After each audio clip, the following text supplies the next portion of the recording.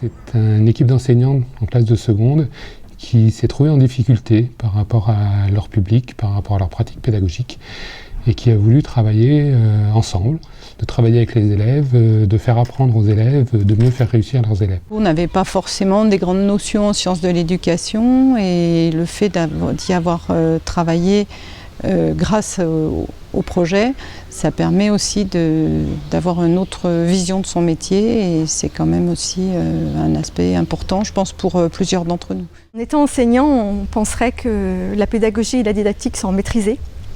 Et en fait, on s'aperçoit en travaillant dans le cadre de l'innovation pédagogique qu'on a beaucoup de progrès à faire, que la bonne volonté en fait, ne suffit pas. Et pour faire ces progrès, on a besoin d'être accompagné.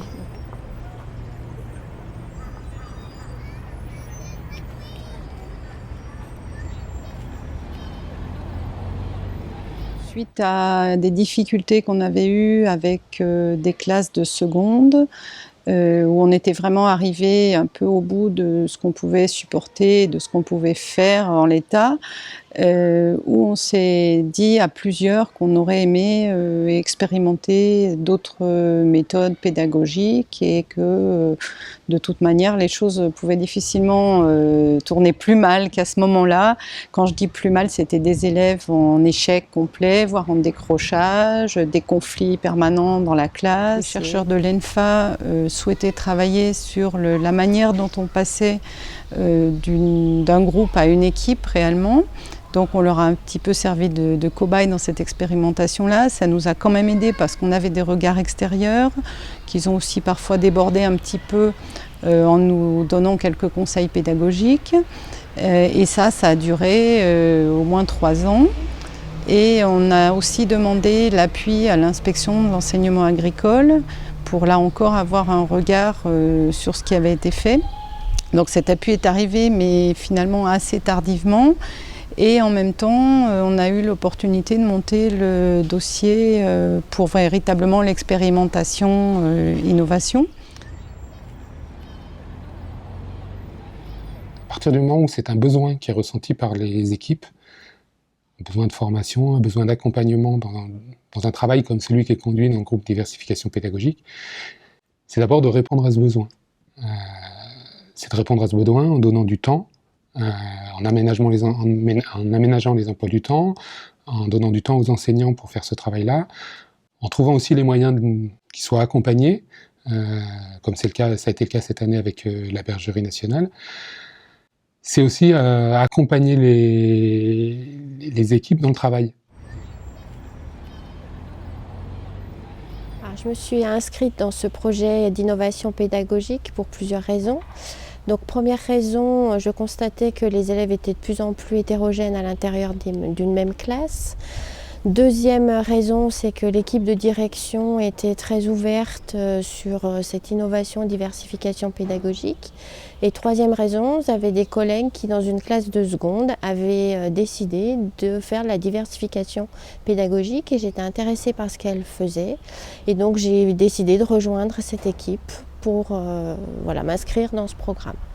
Alors, on a essayé avec une collègue d'économie de faire de l'individualisation inspirée de la méthode de Freinet pour que chaque élève puisse travailler à son rythme, de sorte à essayer de laisser le moins possible d'élèves de côté.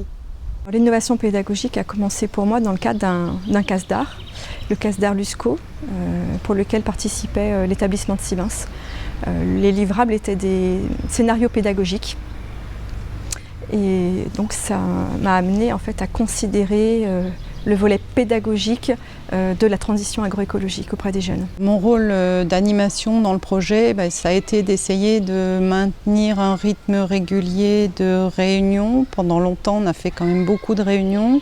Ça a été aussi de formaliser pour différentes raisons ce qui avait été fait, c'est-à-dire tout bêtement de faire des comptes rendus écrits de nos réunions, mais chose qu'on n'avait pas du tout l'habitude de faire. On a présenté aussi plusieurs fois ce qui avait été fait dans des séminaires ou dans des instances de l'établissement ou des réunions de fin d'année, ce genre de choses. Et on a vu aussi que dans certaines classes, des choses étaient apparues qui allaient un peu dans le même sens et ça a permis, en particulier lors de l'accompagnement de la bergerie, mettre en commun ces choses-là et de voir qu'au final, il y avait une dynamique commune entre les équipes.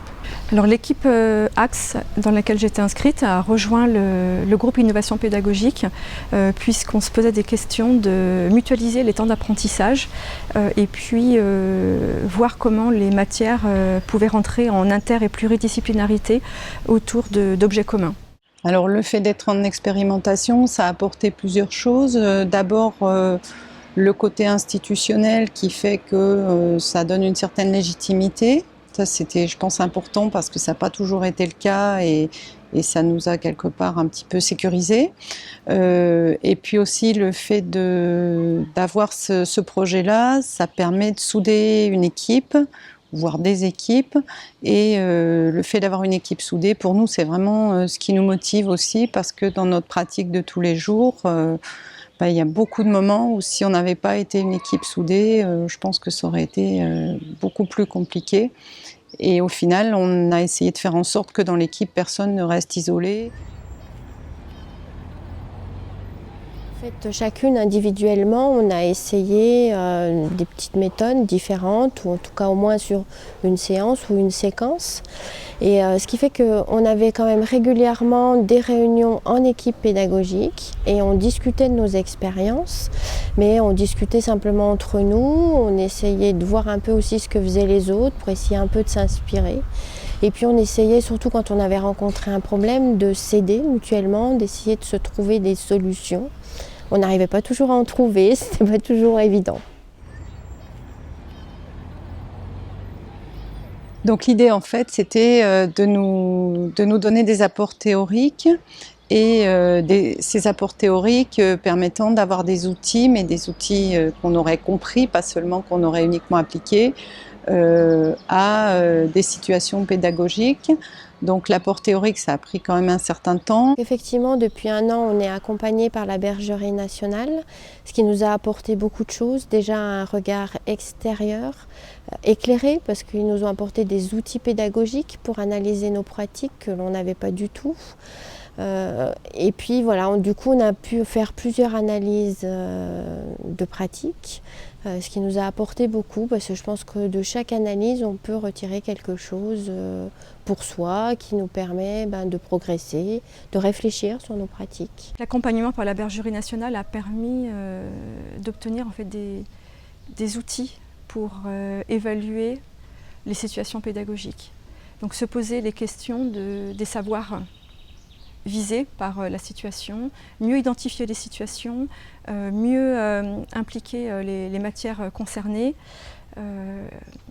et mieux envisager les mises en situation des étudiants. On a utilisé ces outils, on a été accompagnés pour utiliser les outils, on s'est rendu compte quand même que les outils c'était une chose, mais savoir les utiliser c'en était une autre, et qu'au fur et à mesure de l'avancée de l'accompagnement, il semblerait quand même qu'on arrive un petit peu mieux à utiliser les outils.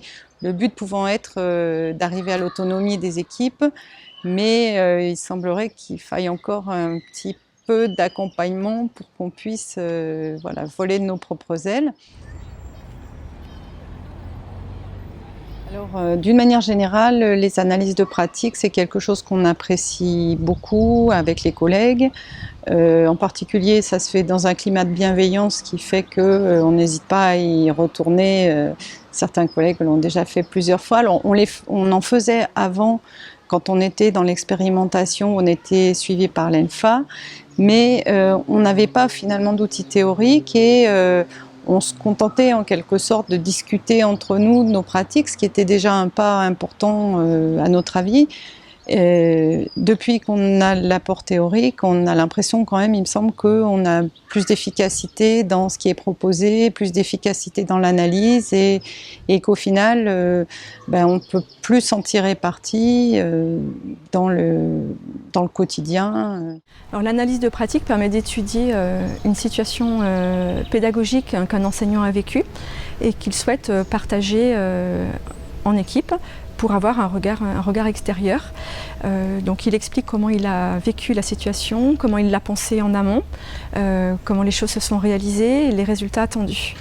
Et l'équipe après en fait porte un regard sur la posture de l'enseignant, la posture de l'étudiant, évalue la marge entre les attentes et puis le réalisé, et puis propose éventuellement des pistes d'amélioration.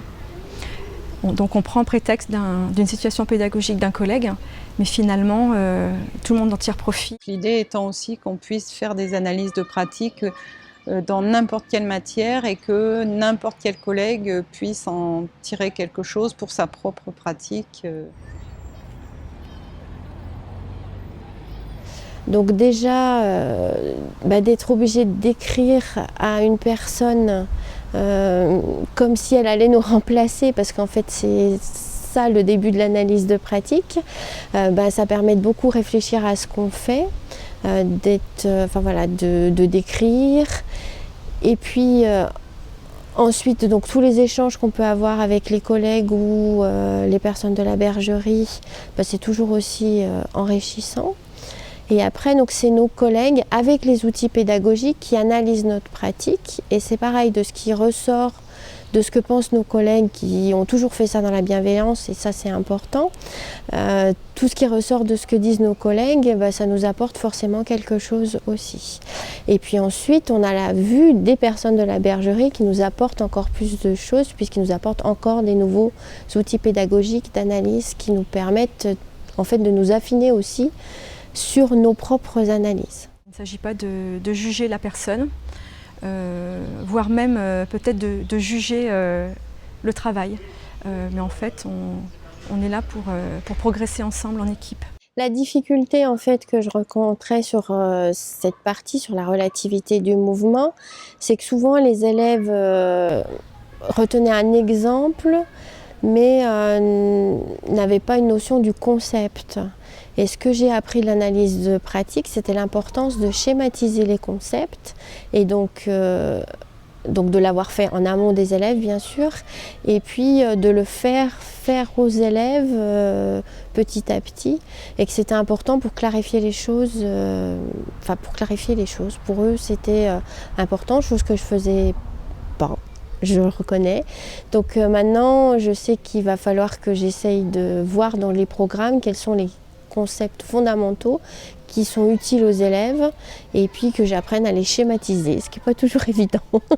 Et puis après, faire le schéma aux élèves, c'est encore une autre étape, mais qui viendra petit à petit. Je souhaite qu'on s'engage dans une démarche de projet d'établissement, et je pense que ce travail-là pourra être valorisé dans le cadre de ce projet, parce que les réponses qu'on doit apporter, la stratégie qu'on doit définir, pour moi, c'est quelle offre de formation on doit avoir dans l'avenir sur notre territoire, vers quel public, quels sont les publics qu'on est en capacité d'accompagner, quelle offre on peut proposer en termes de formation, mais quelle offre on peut proposer aux familles, aux jeunes dans notre établissement. Et je pense que ce travail-là, ce travail d'analyse de pratique, ce travail d'interrogation des pratiques pédagogiques, tous les enseignants devraient être amenés à le faire. Et donc à travers le projet d'établissement, je pense que ça peut être aussi un moyen d'élargir le travail avec d'autres équipes, de faire adhérer d'autres enseignants. Et voilà, ça peut être vraiment un élément fondateur pour notre projet d'établissement.